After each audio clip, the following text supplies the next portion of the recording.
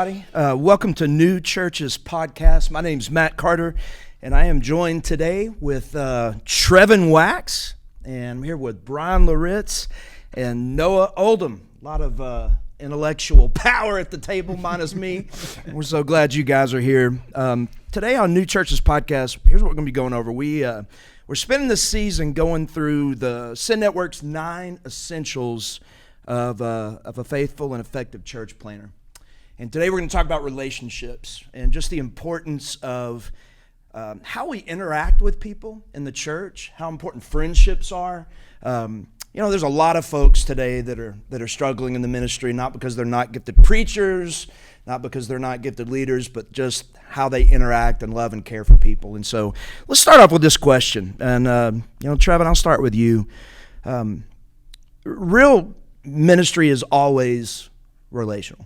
At the end of the day, in so many ways, it's foundationally relational. So regardless of theology or gifting or knowledge of the scriptures, why do church planners need to pay attention to relationships? Why are they important? Well, I mean, I think the key point is like what you just said about that being essential is ministry is people. That's what ministry is all about. Sometimes pastors will make the joke, I'd love the ministry if it weren't for the people, or people like to say, there's the old joke, I love mankind. It's people I can't stand. Yeah. But I think there are some people that think with the church that way. I love the church in the abstract, but it's church people that I have a hard time with it. I think when you look at the New Testament, our relationships are meant to adorn the gospel. They're meant to show the world this is what it looks like to be a follower of Jesus Christ. Those one another's, the Apostle Paul talking about how he's being poured out as a drink offering on behalf of other people. So I just think when it comes to relationships and ministry, we're all about people and relationships because this is where the beauty of the gospel shines. When we are able to work through conflict, when we're able to cultivate healthy relationships, it's a way of showing that the gospel is the power of God unto salvation. 10,000 foot view, Bryan, relationships as a pastor, as a leader in the church. Talk about them. How important are they? Maybe talk a little bit about some of the things you learned in the context of how to deal with people over the years. I know it's not easy. Yeah, I don't know how you lead anything outside of relationships, right? Like when Jesus comes to earth, the first thing he does is, he picks 12 individuals. They do life with one another. They're on boat rides with each other. Most of his, times with them are around a table. So I don't know how you move anyone outside of relationship with them. And to give you a little bit of context, I'm an introvert naturally. So you're not talking about one who's naturally wired towards just getting my energy from people. I'm an introvert whose love language is words of affirmation, which pretty much means tell me how great I am and leave me alone, right? And so I think that bit of context is really important. But when I understand, over 100 times in the New Testament, one another, the life and example of who Jesus is, him even whittling down the whole law into 2 commandments, and both those commandments are relational. Love the Lord your God with all your heart, mind, soul, body, and strength, and love your neighbor as yourself. And so I cannot move people. So many church planters, and I feel this way, I just want to kind of hibernate during the week, study, read, come out of my cubby hole, for 45 minutes on Sunday. And that's not what the call is. It's to actually be with and walk with people. Yeah, that's so good. I dealt with the exact same thing. I'm an introvert, and I would use my preaching as an excuse to not have to be out there and hang out with the staff and the people during the week. So I got to focus on the sermon, which I did, and I put a lot of effort into it. But at the same time, I think at the beginning of my ministry, I downplayed the importance of what you were talking about. Yeah. Now, what about you? You are, at least in my opinion, a relational person. Talk about it. How important has it been to you over the course of your ministry? Well, I think it's not only to me, but I think the call of church planting it necessitates relationships for 3 major reasons. Number 1 is just the biblical call for an overseer in the scripture that Paul gives. Yeah. Like so many of those qualifications are relationship based, both insider and outsider. Secondly is then the role of an overseer, not just the calling, but the role. Paul not only tells Timothy and Titus, here are the qualifications, he then says, I want you to go say hard things to people. How do you say hard things to people that you don't know and don't love and don't have a good relationship with? We've seen that with church planters, and it blows things up. So deep relationships are necessary. But I think thirdly is the call of a missionary. Jesus said, just as the Father sent me, so I am sending you. For God so loved the world, he gave his only Son.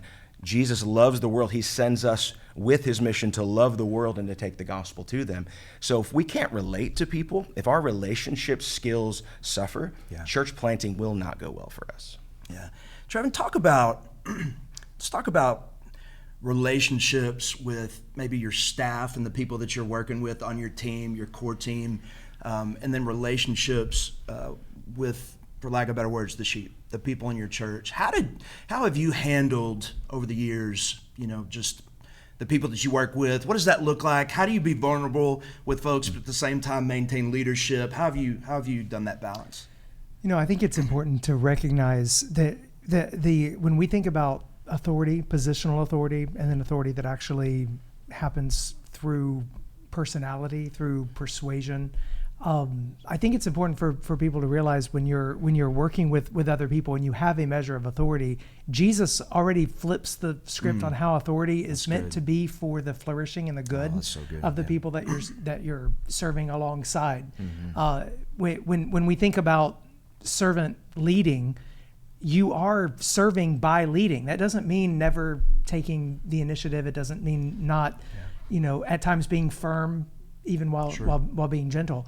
I think relationally, one of the best things you've got to be asking about the people, especially those that are working most closely with you, is am I setting them up to do what they do best, right, and to be the best that they can be, or am I helping them fulfill their calling? I think having that perspective, it doesn't come naturally, I think, to any of us, because I think all of us are naturally self-centered, not other-centered, and so that's something that I have worked on over the years and want to continue to work on, so that the people that are working alongside me, the people that have different roles in the area where I have some kind of sphere of influence or authority, I want them flourishing in those roles. And so I think relationally, that means you've got to be on guard against where conflict could come in and take that away, take away that ability to really want the best of the other person. There may be times when things are not going to work, as people aren't going to work together as well as you want. The way of setting things up, though, to where you can do your best to lead with that mindset of other people's good is, I think, where we all want to be. Yeah. Matt, you said a word that triggered me, the word vulnerable. Yeah. And I just want to press down into that a little bit, because I've just seen a lot of church planters get burned and having great intentions, but them kind of approaching the work saying, man, we're just going to be best buds. Yep. You're going to know the way I like to say it is, I want to be authentic with everyone, but transparent with few. That's good. And I get that from Jesus in the Garden of Gethsemane. The night in which he's about to be betrayed, Judas is left. There's 11 of them. He leaves 8 at the gate, takes 3, Peter, James, and John, with him into the garden. And all the gospel writers say something to the effect of, it's at this point where he began to be sorrowful. So the idea there is Peter, James, and John saw a side of Jesus that the other 8 didn't see, right? It doesn't mean he was disingenuous with the others, but there was a level of transparency that they got that the other did not get. I think it's foolish I think transparency has to be earned. And so I'm not going to walk into a relationship with my elders or my core team and just right off the bat, I'm going to invite you into what's happening with my marriage or whatever that may be. No, I think there's got to be a discernment period, and I can still be authentic. I can still be relational. I just wanted to unpack that concept of vulnerability. Man, where have you seen that go bad? Because what you're describing, I erred on the wrong side of that early on in my ministry. Too transparent? Just with I'm way too trusting with people. Yep. I just immediately think the best of someone until they prove me wrong. And so early on in my ministry, man, if I was had a fight with the wife, if I was struggling with XYZ, man, I would just share that because we're brothers. We're in the ministry together, but it did come back to haunt me a few times. So y'all talk about that. What's the balance? Where have you seen it gone wrong? Do you have any examples of that?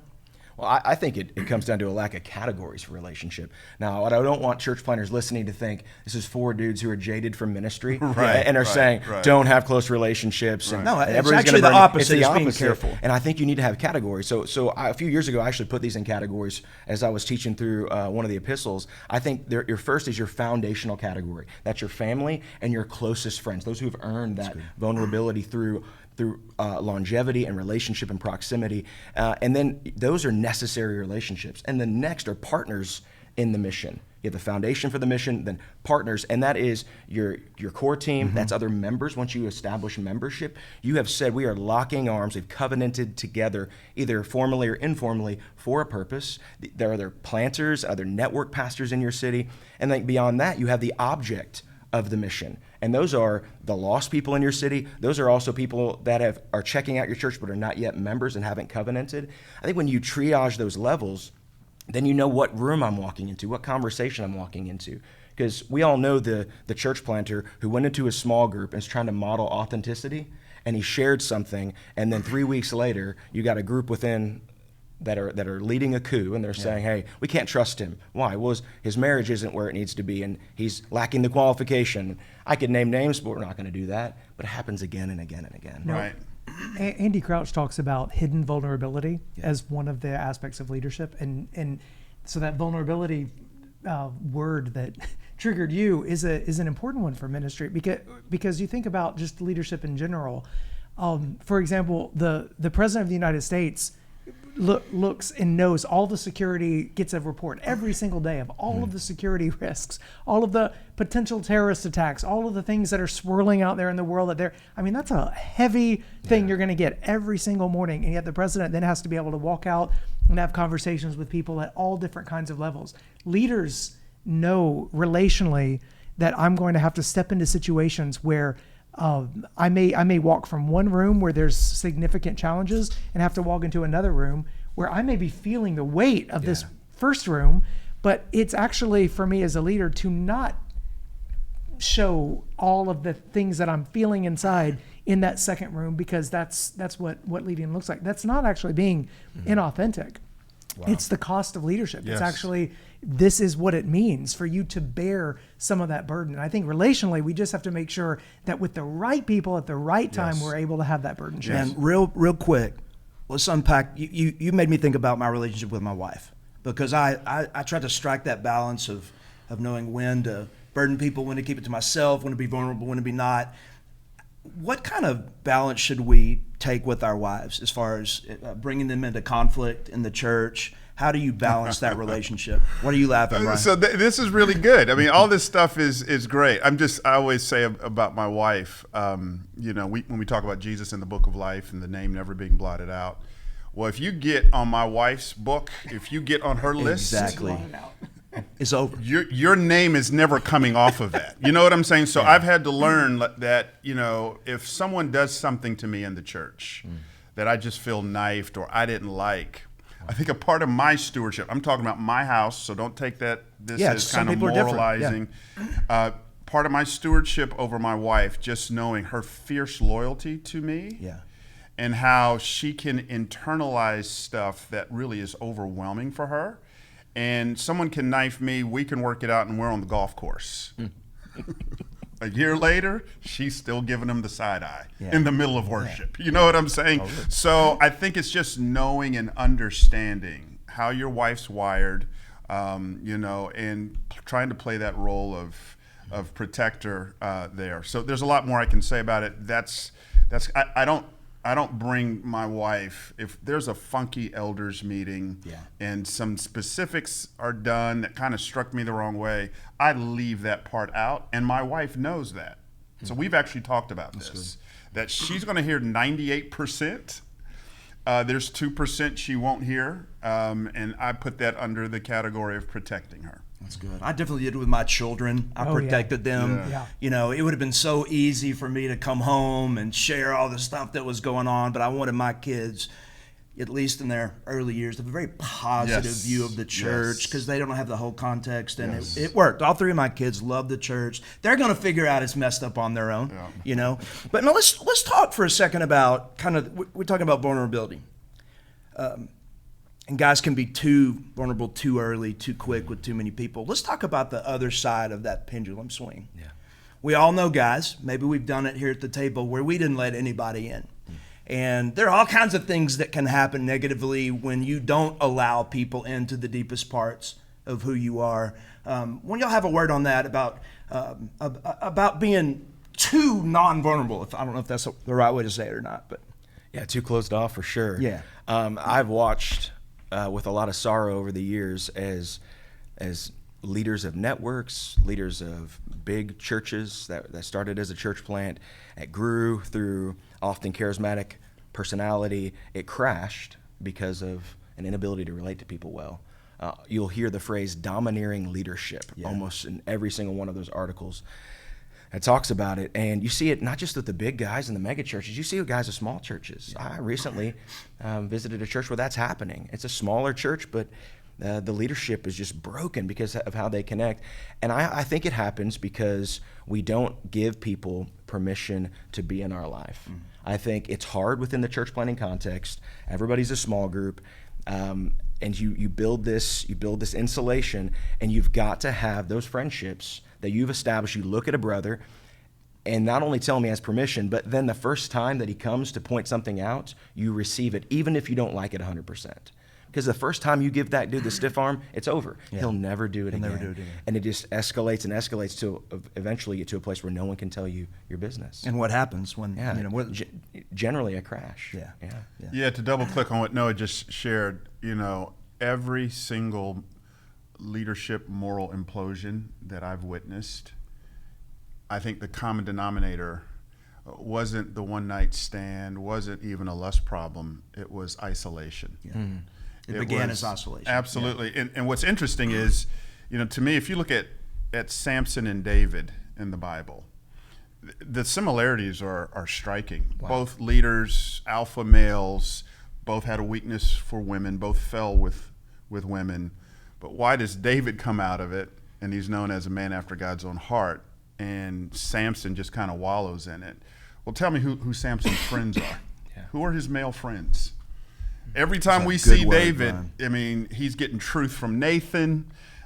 Obviously, his relationship with Jonathan. I think having male friends was the difference in those two legacies. Wow. That's a good word. And I think that male friends who can call you out because they're calling you up to something. Ooh. I think that's the key, because we tend to interpret and internalize criticism as naturally being against us, right, rather than for us. That's good. And there is sometimes criticism that is against us. I mean, we all know bad faith critics, the church, and if you're in leadership, you're going to have critics that are really not looking for your best interest or the best interest of the church, and you'll have to be able to discern that. But I think what happens is sometimes because that bad faith criticism hurts so bad, we hole up and we're not able to receive good faith criticism from people that we have invited into our life. Yeah. And so I think having brothers who are around you that are saying, hey, I'm going to call you out on this because I actually am calling out something from you. I'm calling you up to a better version of yourself that I see in you.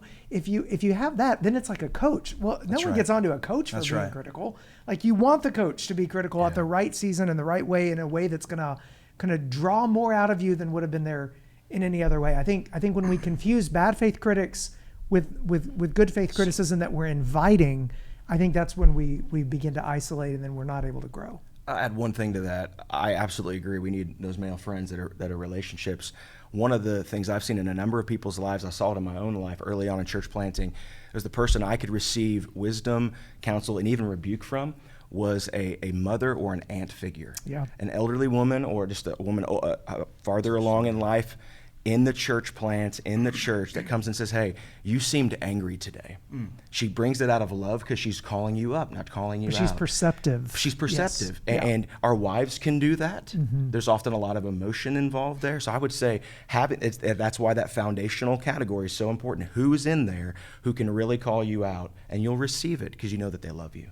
So let me ask you this. You guys have touched on something that I feel pretty strongly about. I think a leader, when it comes to being the best leader can be, how he treats people, walking in holiness and integrity, you need to have two things in regards to relationships. One is you've got to have relationships that people can speak in your life that are close to you. I call it proximity. In those relationships, you need proximity and permission. We've all had friends that have flamed out, that maybe they were a national figure, and you ask them, man, who are your friends? Who are you letting into your life? And they're like, oh, I got lots of guys speaking into my life. Well, who are they? And they're their green room friends, right? Or buddies at different parts of the country. I can't tell you how many times I've been speaking somewhere, and the pastor will introduce me as his dear friend, and I'm like, we talk once every 18 months. Yeah, exactly. And I'm your dear friend. And it is, and you're nice. And I feel that way about you, and the time we've hung out, I love this guy, and so you feel like you're close.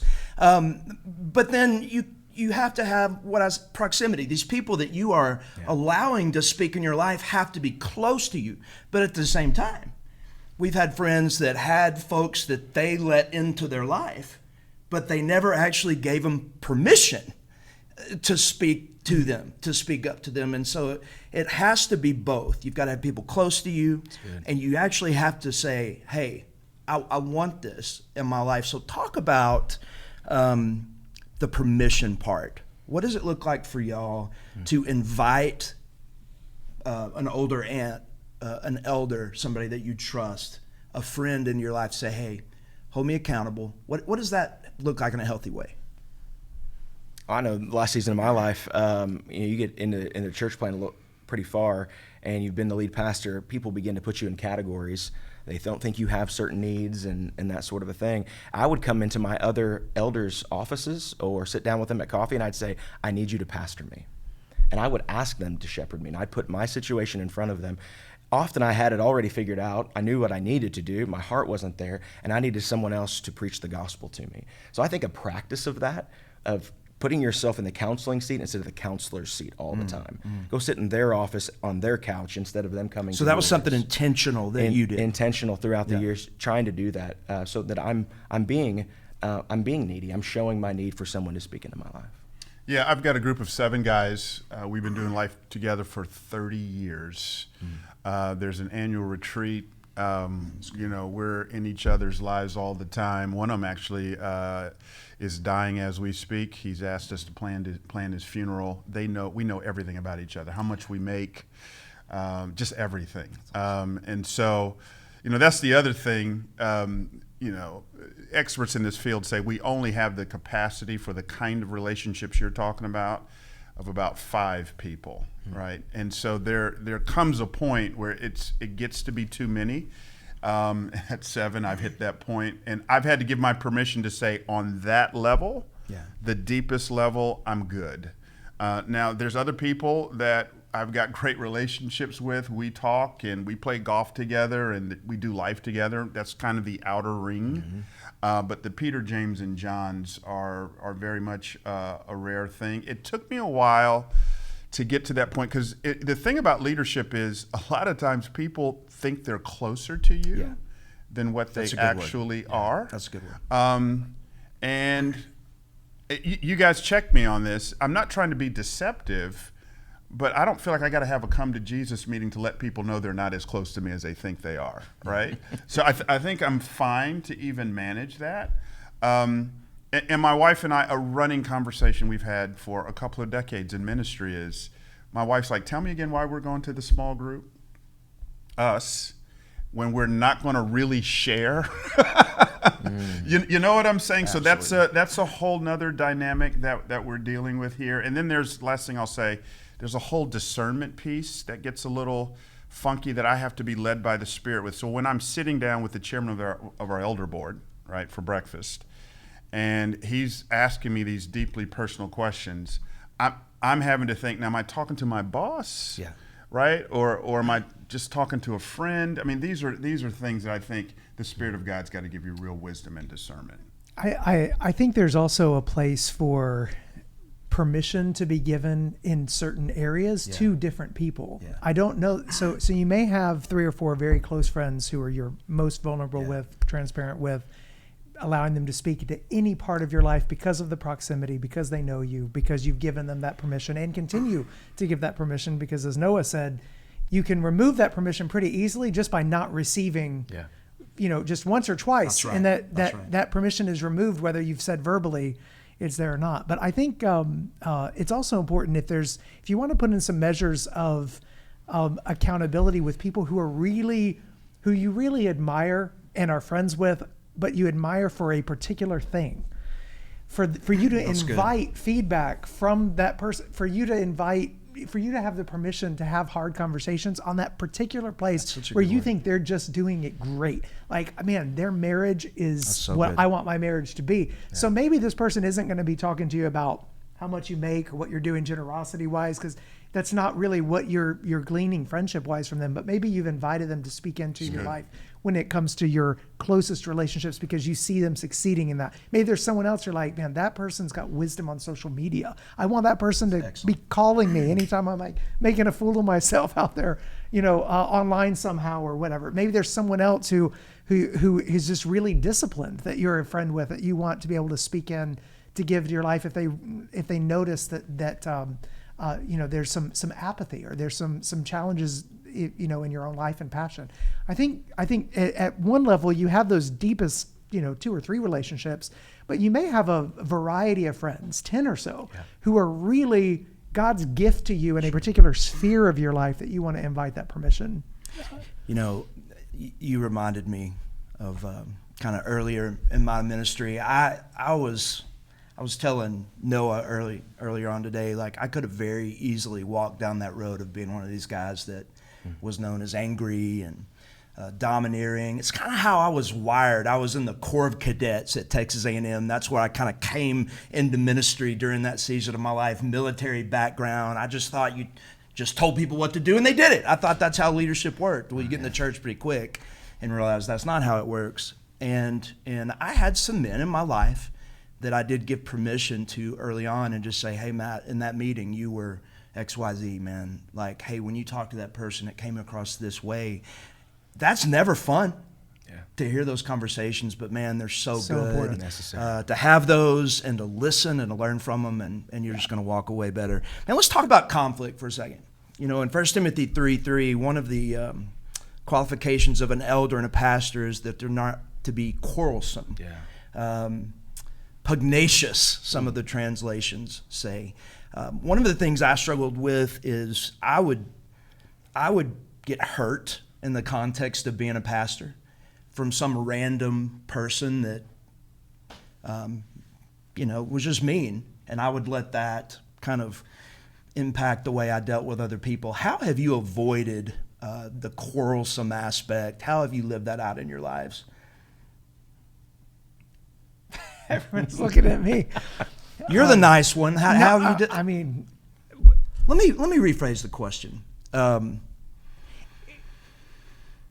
was just going to say, it's not always that you are the pugnacious one or the quarrelsome one. Sometimes conflict happens because there are quarrels and there are fights that are breaking out among the people, because those are some of the characteristics of the people God has entrusted to your care.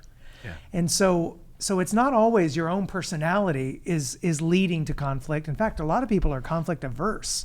They just don't, they want to back away and not have tough conversations because of how painful they can be. So there's 2 sides to that. Some people love the conflict. Other people just avoid conflict at all costs. And both of those are errors. One, if you avoid conflict, really you're abandoning leadership. Yeah. Because there will be conflict. I mean, there's not a letter in the New Testament that doesn't presuppose conflict is happening. That's right. So conflict, like the apostles anticipate conflict, and that's why they talk so much about the unity of the church and the fruit of the Spirit and the characteristics that should be on display walking through times of conflict. So I think it's I think if we really love God's people, we care about the unity of God's people, and we want them to be able to walk through conflict when it happens, because any church that's doing anything of importance for the kingdom of God is going to face conflict along the way. It's just unavoidable. External, internal. It's going to happen. So the question then is, how do we as leaders walk with people and help shepherd them through their own disagreements, their own conflicts that happen in the church setting? Yeah, the way I like to say it is, if you don't have a couple people who hate your guts in your church, you're just not leading. I'm not saying that gives us the right to be contentious or whatever, but the very nature of leadership, it runs antithetical to people pleasing all the time. That's right. You know what I'm saying? And so when I'm leading this body in a way that's even spirit-filled and healthy, there's going to be grumblers, there's going to be complainers, there's going to be people who send emails that are poorly worded. And so your question is the right one. How do we handle it? On one extreme, I think, is Moses. I've been wanting to preach for years when he strikes the rock. I think that's a mental health passage of Scripture. I think what's happened to Moses is he's just stored up the grumbling and complaining all of those years, didn't deal with it right, and then it caused him to forfeit the promised land. It just came out totally wrong. And so I don't want to go the way of Moses. You know what I'm saying? But I got 6 bullets in my gun. I can't shoot at everything. That's right. You know what I'm saying? So again, there's the wisdom discernment thing. I mean, someone just sent me a nasty email the other day, and I want to have the humility to say, what's the kernel of truth here? Yes. Right? Talk about that. That's so important right there. Yeah, it's this whole idea of turning your critics into coaches. Right? So the Spirit of God can even use a fleshly, carnal email to just point out some things. And sometimes I'll just let my wife read it, right? And just say, what do you see there? Like, he's right. Yes. I've been wanting to say it the same way for years, my wife. No, I'm just kidding. But so I want to have the humility to stop and listen. But there are times in which you go, I just can't respond to everything. Again, Paul's words, I think it's to Timothy, the Lord's servant must not be quarrelsome. That's it. Right? So I can't respond to everything, but I don't want to store things up and get to the point where I have this ungodly outburst.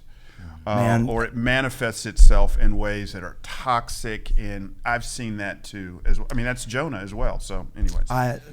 Let's get real here for a second. You know, when I did the church revitalization before I came to work for North American Mission Board, we had a lot of great things happen over the course of that 2.5 years, but I also went through far more significant hurt, church hurt.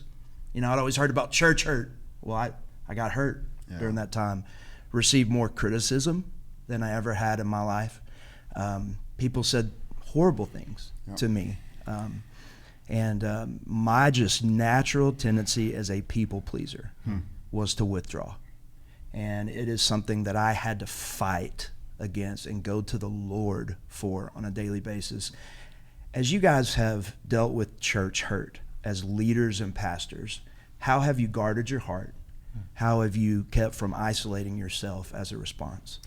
Yeah, I'd say I think every church planter needs a couple of these things. Number one, I think you need to have this kind of language in your founding documents. So in our membership class, people were going to be a core team member, eventually members. We talked about conflict because there's not a single New Testament epistle that doesn't have conflict presupposed. And so we talked about how we're going to deal with it. So it's there, so people know that it's coming.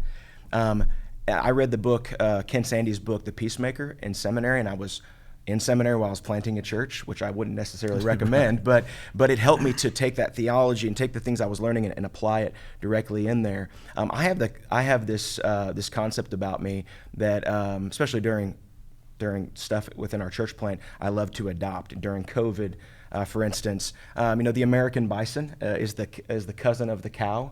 And when a storm comes, the cows all kind of huddle up together or they scatter, but not the American bison. They see the storm and they run into the storm together, because the quicker you get through the storm, the quicker you enter the storm, the quicker you're through the storm. And so I take that approach in conflict.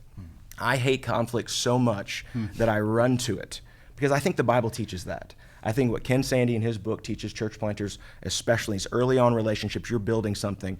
The kingdom of God is much too important for us to let things linger. So if I know I've sinned against somebody, I go to them. I know somebody has sinned against me or they have something against me, I go to them. I don't wait for someone else to play that. I run into it. It also came by naturally. I'm a middle child, that natural mediator. But I think those are very important. So when we put it in our language of our church plant, then all of a sudden there's a call for a meeting to tie. We need to talk through this conversation we had that turned sideways. It's not like, oh, what's this about? No, this is what we do as a church. We seek gospel reconciliation. You can also pick your storms to some extent, because if conflict is inevitable, which we've all said here that it is, then you have to ask the question, okay, what kind of conflict is good conflict for our church? Or what kind of conflict is the kind of conflict that when we work through is actually going to be culture shaping for this church plant? So if you've got conflict at some level that is driven philosophically by the mission rather than just sort of maintaining whatever it is that you've got, well, you kind of welcome that because you want the kind of conflict. A lot of great relationships are actually they're forged through working through conflict. Yeah. So you can't pick your storms completely, because conflict can break out in all sorts of ways. But if you know you're going in a particular direction from a leadership standpoint, and you know, well, this is probably going to cause, if you know your people well enough, you'll kind of know, if we make this decision, this could cause this response, and it could lead to this accusation, or then you have to just say, well, if we don't, well, then we're going to have this kind of conflict over here. You've got to, there is no path.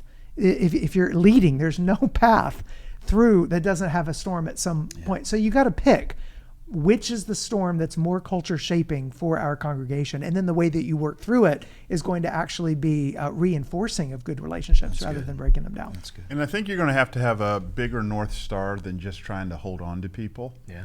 In my own heart, certain individuals, there's a conflict there, and I'm just like, man, I know if I say this, they might end up leaving. Where at the end of the day, I got to put all of that on the table, hold it loosely, because I'm more concerned about your growth in Christ than whether or not you stay at the church. And those are some of my own leadership issues that I've had to deal with. So yeah. Yeah, I had a tendency to want to go there first. Yeah. If you don't like it, but don't stay. But I learned not to do that real early in ministry. And you said something earlier that I think is really key to this whole thing. It's that when you receive criticism, look for the kernel of truth. There's something beautiful about that in your marriage, in your parenting. And I just learned that as a discipline. I got a bad email. I got a negative comment. I trained myself not to lash out, but to go, okay, where's this coming from? What in me potentially caused that? Then it allowed me to respond in love, which 999 times out of 1,000 did. You'd be shocked at how many horrible emails I got that I respond with love and kindness that they would almost immediately repent.